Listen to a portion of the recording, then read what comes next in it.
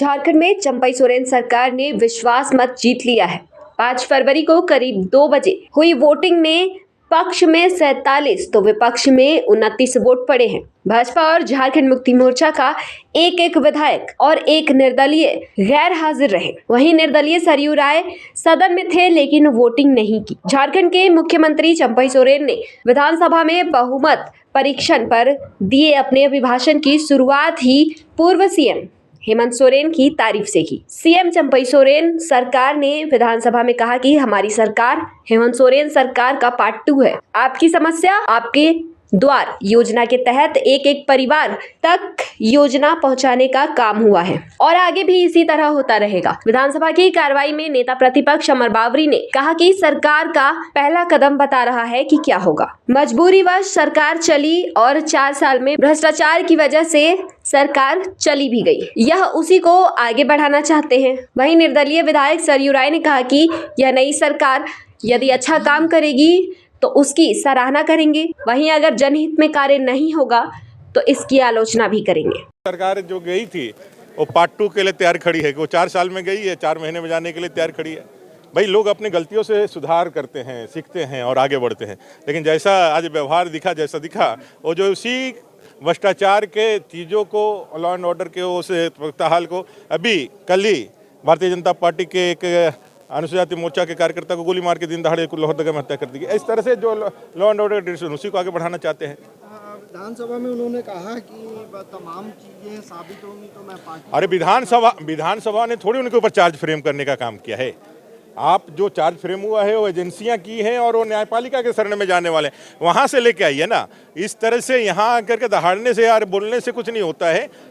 भारत संविधान से चलता है और संविधान के में किसी को कोई स्पेशल प्रिविलेज नहीं है कि आप आदिवासी दलित हैं इसलिए आपके ऊपर भ्रष्टाचार कर लेंगे तब भी आप पे कोई कार्रवाई नहीं होगी। और उनके पास बहुमत पेश किया, जिसके पास जितना समर्थन था उतना समर्थन दोनों तरफ मिला।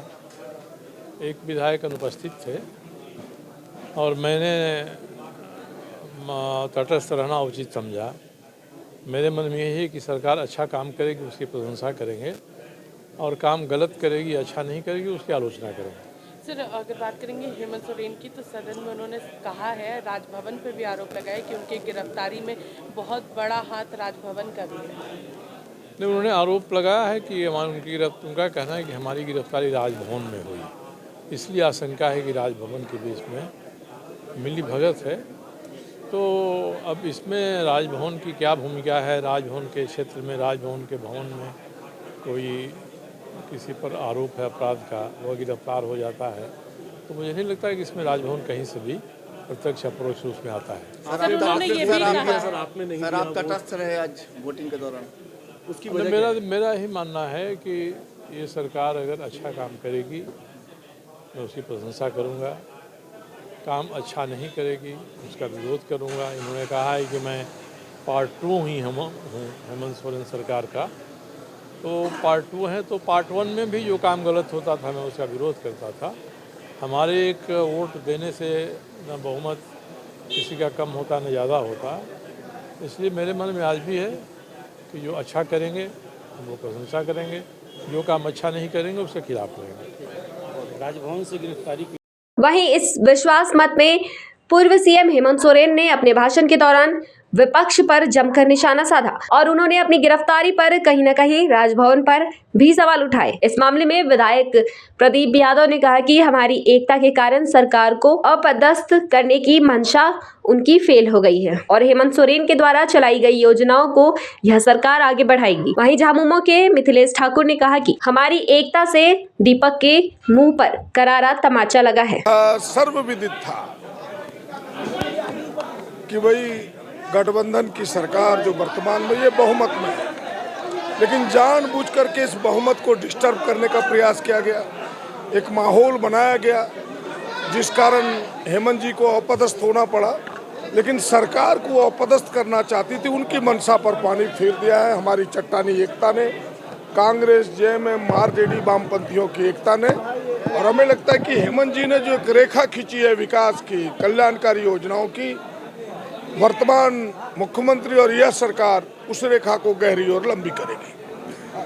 ये जो हैदराबाद जाना पड़ा या दूसरे स्टेट की आप लोगों ने यात्रा की, ये कितना जरूरी था या गैर जरूरी समझता है? नहीं, ये उनकी नज़रों से बचाना, गिद्ध की नज़रों से बचाने का केवल प्रयास था और कुछ नहीं। चाह रहे थे, आज उनके मुंह पर करारा तमाचा हमारे झारखंड महागठबंधन के जनप्रतिनिधियों ने, हमारे माननीय विधायकों ने और राज्य की जनता ने दिया है। और इसकी आग अभी बुझेगी नहीं। ये 2024 के लोकसभा चुनाव में एक एक सीट महागठबंधन जीत होगी, एक एक सीट पर। और विधानसभा चुनाव में यह विपक्ष का कोरम भी पूरा नहीं कर पाएंगे।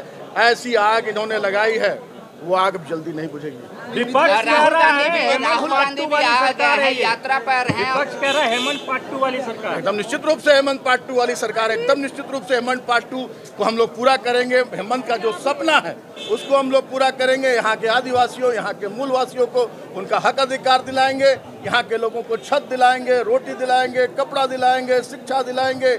यहाँ के लोगों को स्वास्थ्य सुविधा दिलाएंगे। किसानों को हम खेत में पानी उपलब्ध कराएंगे। निश्चित रूप से हम यहाँ के आदिवासियों को विदेश पढ़ने भेजेंगे। एकदम निश्चित पार्ट 2 है, पार्ट 2 हम पूरा करेंगे, चाहे कितना भी ये लोग। राहुल गांधी जी भी हैं, आप कह रहे हैं कि इस बार साफ हो जाएगी लोकसभा में एनडीए यहाँ से।